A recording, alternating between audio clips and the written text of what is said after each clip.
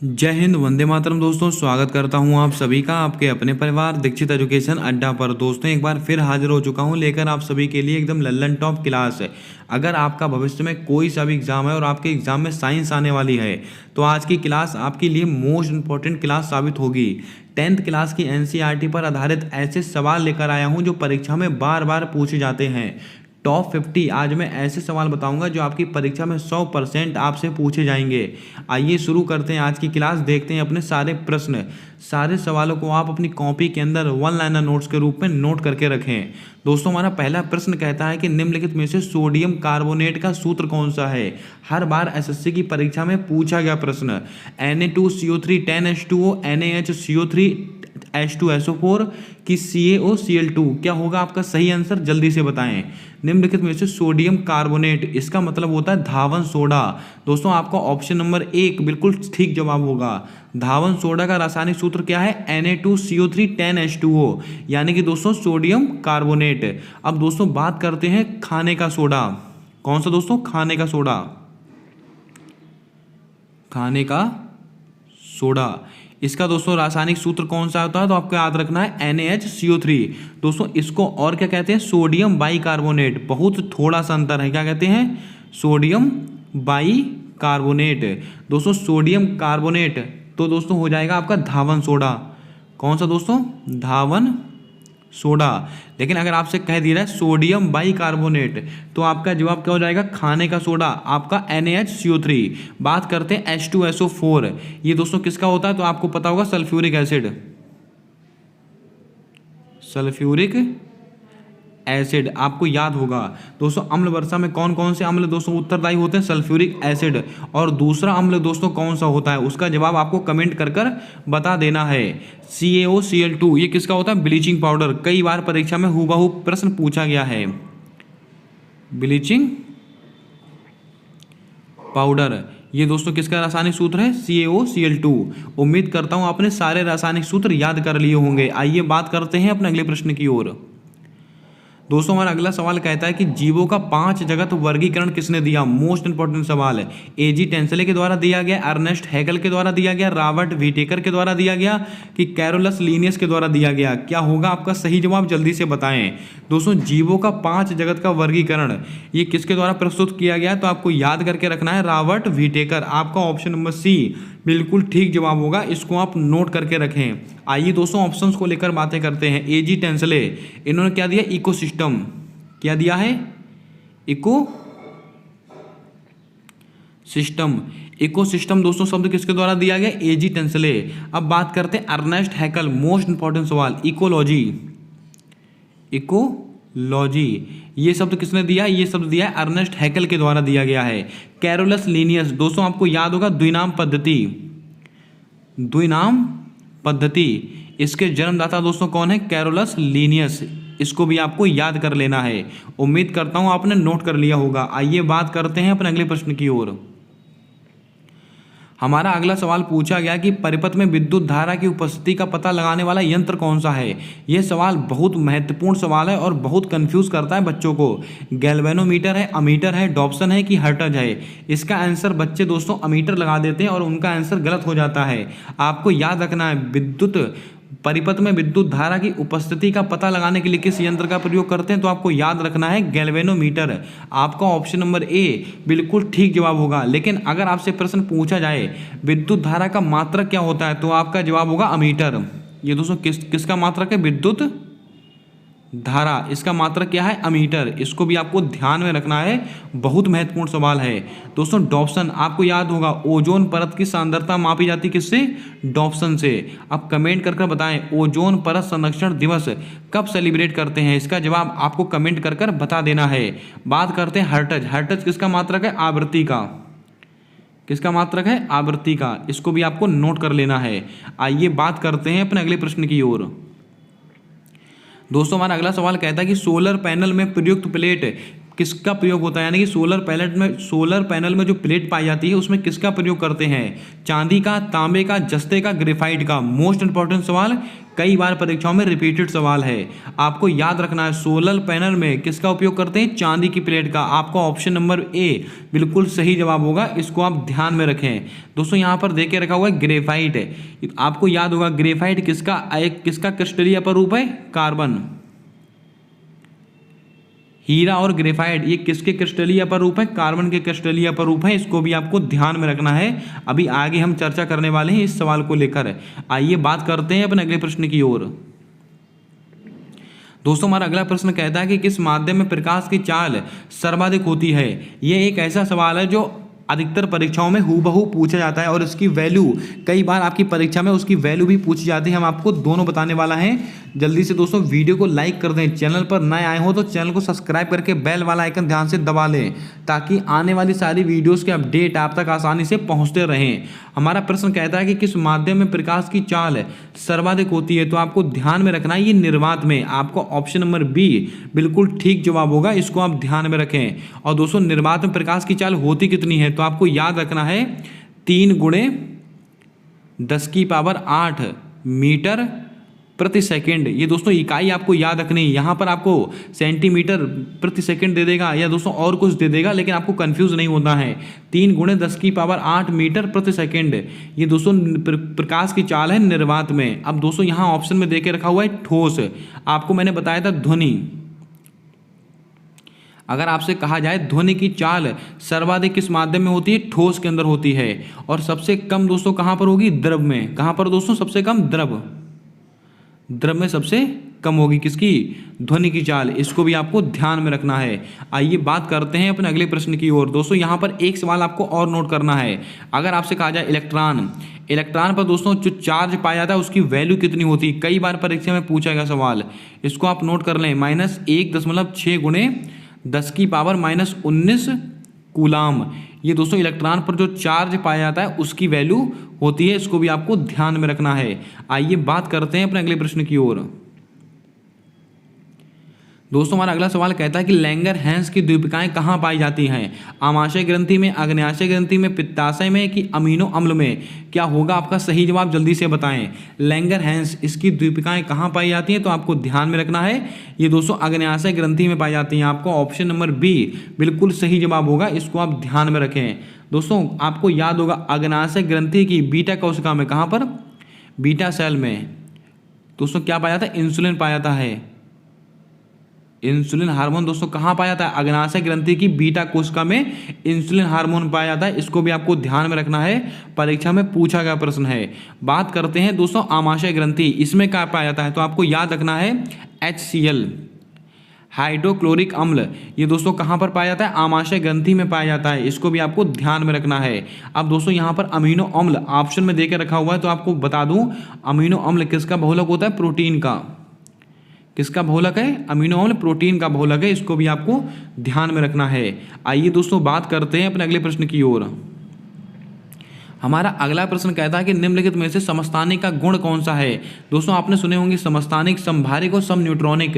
इसका पूरा कॉन्सेप्ट मैं आपको समझाने वाला हूँ, बहुत ध्यान से समझिएगा। आपकी परीक्षा में एक सवाल आपसे पूछा जाएगा इस कॉन्सेप्ट को लेकर। दोस्तों समस्थानिक का गुण आपसे पूछा गया है, क्या द्रव्यमान संख्या समान होती है, क्या परमाणु क्रमांक समान होता है, कि परमाणु क्रमांक तथा द्रव्यमान संख्या इनका अंतर समान होता है, कि इनमें से कोई नहीं। आपको याद रखना है समस्थानिक इसका दोस्तों क्या गुण पाया जाता है, इसके अंदर परमाणु क्रमांक समान होता है। आपका ऑप्शन नंबर बी बिल्कुल सही जवाब होगा, इसको आप ध्यान में रखें। अगर आपसे दोस्तों कह दिया था समभारिक, क्या दोस्तों, समभारिक, इसमें दोस्तों क्या होता है, तो आपको याद रखना है इसके अंदर द्रव्यमानों की संख्या समान होती है। अगर आपसे कह दिया जाए सम न्यूट्रॉनिक, इसमें दोस्तों क्या होता है, जो परमाणु क्रमांक और परमाणु भार इन दोनों का जो अंतर होता है वो समान होता है। ये दोस्तों किसका लक्षण है, सम न्यूट्रॉनिक का। सम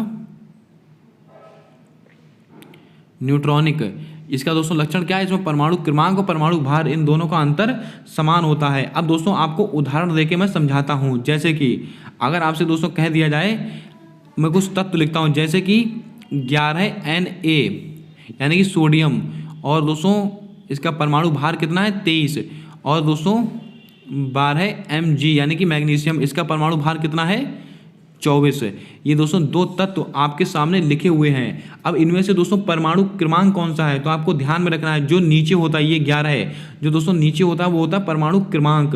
और द्रव्यमान संख्या यानी कि दोस्तों परमाणु भार बोलिए या द्रव्यमान संख्या बोलिए एक ही बात होती है। ये कहाँ होता है, ये सिर पर होता है, यानी कि दोस्तों भार कहाँ लदा होता है, सिर पर लदा होता है। तो दोस्तों इसमें से परमाणु भार कौन सा है, परमाणु भार या द्रव्यमान संख्या दोस्तों कौन सी है, ये 23 है। और परमाणु क्रमांक कौन सा है, ये 11 है। इसको भी आपको ध्यान में रखना है। अगर यहीं पर दोस्तों 11 Na11 ये हो जाए तो ये किसका उदाहरण होगा, ये दोस्तों समस्थानिक का उदाहरण होगा। और दोस्तों यहीं पर अगर परमाणु भार समान हो जाए तो इसको किसका उदाहरण होगा, तो आपको ध्यान में रखना है समभारिक का उदाहरण होगा। लेकिन अब दोस्तों सम न्यूट्रॉनिक का दोस्तों कॉन्सेप्ट क्या होता है, अगर आपसे कह दिया जाए आप देखिए 11 और 23 इसका अंतर कितना आ रहा है, तो आपको दोस्तों दिख रहा है 12 है, कितना 12 इसका अंतर आ रहा है। और 12 और 24 इसका अंतर कितना आ रहा है 12 है, यानी कि इन दोनों का अंतर समान है। तो दोस्तों ये कैसे तत्व हैं, ये सम न्यूट्रॉनिक तत्व हैं। इनको आप नोट कर लें, बहुत महत्वपूर्ण सवाल है। आइए बात करते हैं अपने अगले प्रश्न की ओर। उम्मीद करता हूं दोस्तों आपको पूरा कॉन्सेप्ट समझ में आया होगा। दोस्तों हमारा अगला प्रश्न कहता है कि निम्नलिखित में से कार्बन के क्रिस्टलीय अपर रूप कौन से हैं। हीरा है, ग्रेफाइट है, चारकोल है, ए और बी दोनों हैं। आपको दोस्तों याद करके रखना है निम्नलिखित में से कार्बन के क्रिस्टलीय अपर रूप कौन कौन से, मैंने अभी आपको बताया, एक तो हीरा होता है, एक ग्रेफाइट होता है। तो आपका ऑप्शन नंबर डी बिल्कुल ठीक जवाब होगा। इसको आप नोट करके रखें, मोस्ट इंपॉर्टेंट सवाल है, परीक्षा में कई बार ये सवाल पूछा गया प्रश्न है। दोस्तों आपको बता दें ग्रेफाइट ये दोस्तों क्या होता है, मंदक के रूप में इसका प्रयोग करते हैं। मंदक के रूप में ग्रेफाइट की जो छड़ें होती हैं वो नाभिकीय रिएक्टर में मंदक के रूप में इसका उपयोग करते हैं। और दोस्तों D2O यानी कि भारी जल, इसका भी उपयोग दोस्तों किसके अंदर किया जाता है, जो रिएक्टर होता है उसके अंदर मंदक के रूप में किया जाता है। इन दोनों का प्रयोग कहाँ करते हैं, रिएक्टर के अंदर मंदक के रूप में किया जाता है। इस बात को भी आपको ध्यान में रखना है। आइए बात करते हैं अपने अगले प्रश्न की ओर। हमारा अगला प्रश्न कहता है कि नींबू में कौन सा अम्ल पाया जाता है, टार्टरिक अम्ल, सिट्रिक अम्ल, एसिटिक अम्ल, मैलिक अम्ल। मोस्ट इंपॉर्टेंट सवाल है, परीक्षाओं में कई बार ये सवाल हूबहू पूछा गया है। जल्दी से बताएं आपका सही आंसर क्या होगा। नींबू इसमें दोस्तों कौन सा अम्ल पाया जाता है, तो आपको याद कर लेना है सिट्रिक अम्ल। आपका ऑप्शन नंबर बी बिल्कुल ठीक जवाब होगा, इसको आप ध्यान में रखें। अब दोस्तों बात करते हैं टार्टरिक अम्ल, ये किस में पाया जाता है, इमली में। इमली में कौन सा अम्ल पाया जाता है, टार्टरिक अम्ल। एसिटिक अम्ल दोस्तों किस में पाया जाता है, सिरका में कौन सा अम्ल पाया जाता है, एसिटिक अम्ल। दोस्तों बात करते हैं मैलिक अम्ल, ये किस में पाया जाता है, सेब में। किसके अंदर, सेब में पाया जाता है मैलिक अम्ल। दोस्तों अगर आपसे पूछा जाए फार्मिक अम्ल, कौन सा, फार्मिक अम्ल, ये किस में पाया जाता है, लाल चींटी में। अगर आपके दोस्तों लाल चींटी काट लेती तो आपने देखा होगा वहाँ पर खूब मोटा सा चकत्ता पड़ जाता है, वो दोस्तों हमारे अंदर फार्मिक अम्ल छोड़ देती है, उस वजह से ऐसा चकत्ता पड़ जाता है और वहाँ पर जलन होती है। तो दोस्तों आपको क्या बताया मैंने, टार्टरिक अम्ल किस में पाया जाता है, इमली के अंदर। सिट्रिक अम्ल किस में पाया जाता है, नींबू के अंदर। एसिटिक अम्ल किसके अंदर पाया जाता है, सिरका के अंदर। मैलिक अम्ल किसके अंदर पाया जाता है, सेब के अंदर। फार्मिक अम्ल किसके अंदर पाया जाता है, चींटी के अंदर। दोस्तों एक और बचता है, कौन सा दोस्तों, लैक्टिक अम्ल। लैक्टिक अम्ल ये दोस्तों कहाँ पाया जाता है, दही के अंदर। कहाँ पर, दही के अंदर। दोस्तों जहाँ पर लैक्ट वर्ड का मतलब, जहाँ पर लैक्ट शब्द आए वहाँ से दोस्तों आप दूध दही इसको ही आप रिलेट कर इसको आंसर लगाने वाले हैं। उम्मीद करता हूँ सारे अम्ल आपको याद हो गए होंगे। दोस्तों आपको याद होगा अम्ल और क्षार, इसका कॉन्सेप्ट क्या होता है, एक पैमाना होता है 0 से 14 तक एक पैमाना होता है अम्ल और क्षार। बीच में दोस्तों कितना होता है, 7 कैसा है, ये उदासीन है। अगर आप 7 के आगे जाएंगे, 7 के अगर आप आगे जाते हैं तो कैसा होता है, ये दोस्तों बेस होता है, यानी कि क्षारीय होता है। और 7 से पहले आएंगे तो क्या होगा, ये एसिड होगा, यानी कि अम्लीय होगा। ये दोस्तों कॉन्सेप्ट आपको याद होगा। जैसे कि मानव रक्त, इसका पीएच मान कितना होता है, 7.4 होता है, यानी कि 7 से आगे जा रहा है। तो मनुष्य का रक्त कैसा है, हल्का क्षारीय। अब अम्ल वर्षा का दोस्तों पीएच मान कितना होता है, 5.4। तो दोस्तों यानी कि 7 से पीछे आ रहा है, तो दोस्तों कैसा होगा, ये अम्लीय होगा। और जल का पीएच मान कितना होता है, 7। तो दोस्तों जल कैसा हो गया, उदासीन हो गया। और पीएच पैमाने की खोज किसने की थी, सोरेनसन नामक वैज्ञानिक ने की थी। इसको भी आपको नोट करना है। जितने कॉन्सेप्ट दोस्तों मैंने आपसे अम्ल को लेकर बताए हैं उसको आपको नोट करके रखना है, आपकी परीक्षा में इससे बाहर सवाल नहीं पूछा जाएगा। आइए बात करते हैं अपने अगले प्रश्न की ओर। हमारा अगला सवाल कहता है कि निम्नलिखित में से डीएनए का बहुलक कौन सा है? न्यूक्लियोटाइड, आइसोप्रीन, अमीनो अम्ल, इनमें से कोई नहीं। दोस्तों डीएनए डीऑक्सीराइबोज न्यूक्लिक एसिड, इसमें दोस्तों कौन कौन से अम्ल, मतलब इससे सवाल क्या पूछा गया, इसमें कौन सा बहुलक है? तो आपको ध्यान में रखना न्यूक्लियोटाइड। आपका ऑप्शन नंबर ए बिल्कुल ठीक जवाब होगा, इसको आप ध्यान में रखें। बात करते हैं दोस्तों आइसोप्रीन, ये किसका बहुलक है? प्राकृतिक रबड़। किसका दोस्तों? प्राकृतिक रबड़। प्राकृतिक रबड़ का बहुलक कौन सा है? तो आपको ध्यान में रखना आइसोप्रीन। अमीनो अम्ल, ये किसका बहुलक है? तो आपको पता होगा प्रोटीन का बहुलक है, अभी हमने पीछे डिस्कस किया हुआ था। आइए बात करते हैं अपने अगले प्रश्न की ओर। दोस्तों हमसे अगला प्रश्न पूछा गया कि निम्नलिखित में से बाहरी ग्रह कौन सा है? दोस्तों एक सवाल ग्रह का आपकी परीक्षा में 100% आपसे पूछा जाने वाला है। दोस्तों बाहरी ग्रह पूछा गया है, सबसे बाहरी ग्रह। दोस्तों बाहरी ग्रह नहीं पूछा गया है, सबसे बाहरी ग्रह कौन सा है? बृहस्पति है, शनि है, अरुण है, वरुण है। दोस्तों आपको बता दें आंतरिक ग्रह और बाहरी ग्रह, इनको आप नोट कर लें, इनसे बाहर आपकी परीक्षा में सवाल नहीं बनेगा। जैसे कि दोस्तों आंतरिक ग्रह, आंतरिक ग्रह दोस्तों क्या है? बुध, शुक्र, पृथ्वी और मंगल। ये दोस्तों कैसे हैं? ये सबके सब आंतरिक ग्रह हैं, बुध, शुक्र, पृथ्वी और मंगल। इसके बाद दोस्तों क्या था? बृहस्पति, शनि, अरुण, वरुण, ये सबके सब कैसे हैं? ये सबके सब बाहरी ग्रह हैं, लेकिन इनमें से सबसे बाहरी कौन सा है? ये वरुण। आपका ऑप्शन नंबर डी बिल्कुल सही जवाब होगा, इनको आप नोट करके रखें। अगर आपसे पूछा जाए आंतरिक ग्रह कौन से हैं? बुध, शुक्र, पृथ्वी और मंगल, और बाहरी ग्रह कौन से हैं? तो आपको याद रखना बृहस्पति, शनि, अरुण, वरुण।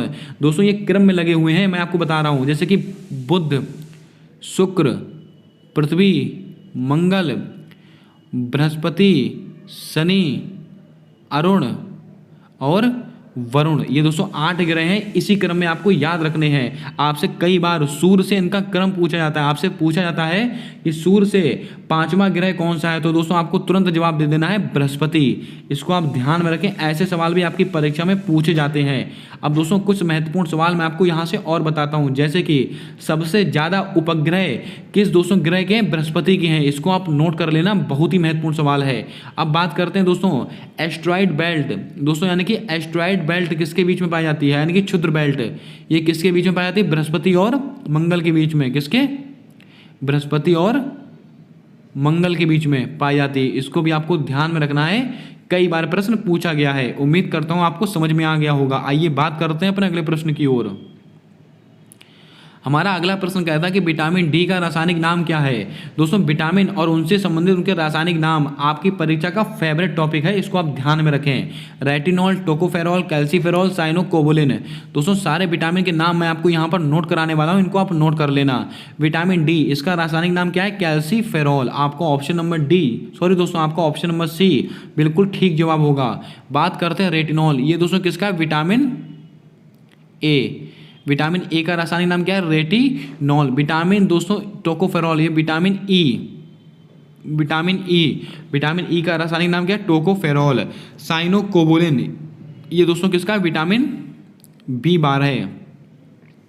अगर आपसे कह दिया जाए विटामिन के, इसका रासायनिक नाम क्या है? फ्यूलोक्विनोन। फ्यूलोक्विनान, ये दोस्तों विटामिन के का रासायनिक नाम है। इसके अलावा विटामिन बी, केवल बी, तो इसको दोस्तों थायमीन कहते हैं, थायमीन। और विटामिन सी, इसको दोस्तों एस्कर्बिक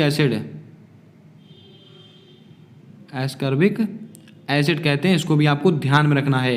ये जितने विटामिन मैंने सारे नोट करा दी, इनसे बाहर आपकी परीक्षा में सवाल नहीं पूछा जाएगा। विटामिन के दोस्तों किसने शब्द दिया? फंक नामक वैज्ञानिक दोस्तों विटामिन से संबंधित है, इसको भी आपको ध्यान में रखना है। आइए बात करते हैं अपने अगले प्रश्न की ओर। दोस्तों हमारा अगला सवाल कहता है कि किसका उपयोग कृत्रिम वर्षा के लिए होता है? मोस्ट रिपीटेड, मोस्ट इंपॉर्टेंट सवाल है। Silver nitrate, silver iodide, silver bromide, इनमें से कोई नहीं। दोस्तों किसका उपयोग कृत्रिम वर्षा के लिए करते हैं? तो आपको ध्यान में रखना है सिल्वर आयोडाइड। आपका ऑप्शन नंबर बी बिल्कुल ठीक जवाब होगा, इसको आप लिख लें। बात करते हैं सिल्वर नाइट्रेट। आपने दोस्तों याद होगा चुनाव की स्याही।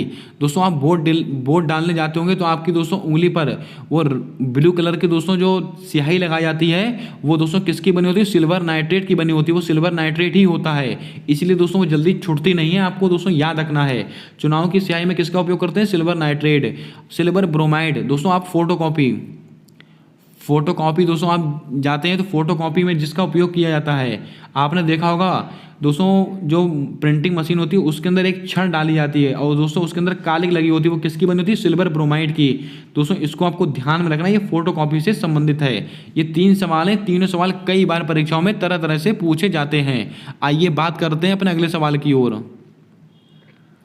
हमारा अगला प्रश्न कहता है कि अभिलेखों का अध्ययन क्या कहलाता है? एंटिमोलॉजी, ऑर्निथोलॉजी, एपिग्राफी की माइकोलॉजी। ये सवाल भी अपने आप में काफ़ी महत्वपूर्ण है। दोस्तों अभिलेखों का अध्ययन क्या कहलाता है? तो आपको ध्यान में रखना है एपिग्राफी। आपका ऑप्शन नंबर सी बिल्कुल ठीक जवाब होगा, इसको आप ध्यान में रखें। बात करते हैं एंटिमोलॉजी। इसमें क्या होता है? कीटों का अध्ययन।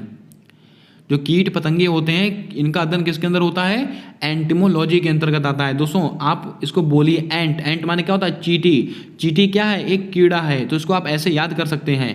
ऑर्निथोलॉजी, ये दोस्तों पक्षियों का अध्ययन होता है। इसमें किसका? पक्षियों का अध्ययन। पक्षियों का अध्ययन क्या कहलाता है? ऑर्निथोलॉजी। माइकोलॉजी, इसको दोस्तों कहते हैं कवक। कवकों का अध्ययन क्या कहलाता है? माइकोलॉजी, यानी कि फंगस, इसका अध्ययन क्या है? माइकोलॉजी। अब दोस्तों एक होता है फाइकोलॉजी। फाइकोलॉजी, इसमें किसका अध्ययन करते हैं? इसमें दोस्तों शैवालों का अध्ययन करते हैं। किसका?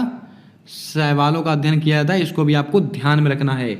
ये ऐसे सवाल हैं जो परीक्षाओं में बार बार पूछे गए प्रश्न हैं। आइए बात करते हैं अपने अगले और अंतिम सवाल की ओर। दोस्तों आज का हमारा अगला और अंतिम सवाल है, फलों का अध्ययन क्या कहलाता है? Sericulture, viticulture, apiculture, pomology. दोस्तों इसको आप ध्यान में रखें, फलों का अध्ययन क्या कहलाता है? पोमोलॉजी। आपका ऑप्शन नंबर डी बिल्कुल ठीक जवाब होगा, इसको आप ध्यान में रखें। बात करते हैं ऑप्शन को लेकर। सेरिकल्चर, इसमें क्या होता है? रेशम कीट पालन। रेशम कीट का पालन, ये किसके अंतर्गत आता है? सेरिकल्चर। विटिकल्चर में दोस्तों क्या होता है? अंगूर की खेती होती है। क्या? अंगूर की खेती होती है विटिकल्चर। एपिकल्चर दोस्तों क्या? मधुमक्खी पालन। मधुमक्खी पालन, इसको भी आपको ध्यान में रखना है। जैसे कि दोस्तों एक होता है वर्मी कल्चर। कौन सा? Vermi culture. इसमें क्या होता है? केंचुए की खेती होती है। केंचुए की खेती किसके अंदर होती है? वर्मी कल्चर के अंतर्गत होती है, इसको भी आपको ध्यान रखना है। दोस्तों अब आप कमेंट करके बताएं हॉर्टिकल्चर।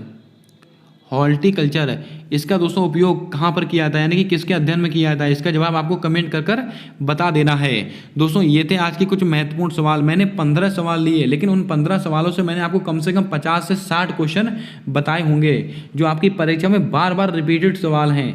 कैसी लगी आज की क्लास? कैसी लगी दोस्तों आज के सवाल? अगर क्लास अच्छी लगी हो, प्रश्न पसंद आए हों तो क्लास को लाइक कर दें। चैनल पर पहली बार आए हों तो चैनल को सब्सक्राइब करके बेल वाला आइकन ध्यान से दबा लें, ताकि आने वाली सारी वीडियोज़ के अपडेट आप तक आसानी से पहुंचते रहें।